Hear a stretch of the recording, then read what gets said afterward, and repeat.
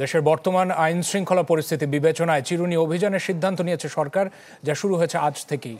সচিবালয়ে ব্রিফিংয়ে কথা জানিয়েছেন স্বরাষ্ট্র উপদেষ্টা মোহাম্মদ জাহাঙ্গীর আলম চৌধুরী। তিনি হুঁশিয়ারি দিয়েছেন যে রাজনৈতিক কিংবা অন্য কোনো পরিচয়ে ছাড় পাবে না অপরাধে যারা জড়িত তারা।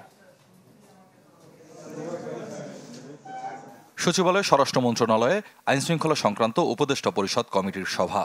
রাজধানীর মিটফোর্ডে ব্যবসায়ী সোহাগকে নৃশংসভাবে হত্যার ঘটনা প্রাধান্য পায় আলোচনায়। সারা দেশে আইন শৃঙ্খলা পরিস্থিতি ব্রিফিংয়ে স্বরাষ্ট্র উপদেষ্টা জানান, সোহাগ সহ সম্প্রতি দেশব্যাপী সব হত্যাকাণ্ডে জড়িতদের আইনের আওতায় আনতে বদ্ধপরিকর অন্তর্বর্তী সরকার।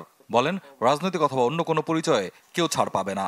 রাজধানীতে মিটফুডে যে চাঁদা না পেয়ে ব্যবসায়ীকে নারকীয় হত্যাকাণ্ডের ঘটনা সহ দেশব্যাপী সম্প্রতিকালে যেসব হত্যাকাণ্ড ঘটেছে, এসব হত্যাকাণ্ডে জড়িত সবাইকে আইনের আওতায় আনতে বর্তমান সরকার বদ্ধপরিকর। সরকার এই মর্মে বিশ্বাস করে অপরাধী যে দলেরই হোক না কেন, সে যে কোনো দলেরই হোক না কেন, কোনো রাজনৈতিক অথবা অন্য কোনো পরিচয়ে কাউকে ছাড় দেওয়া হচ্ছে না এবং ভবিষ্যতেও দেওয়া হবে না।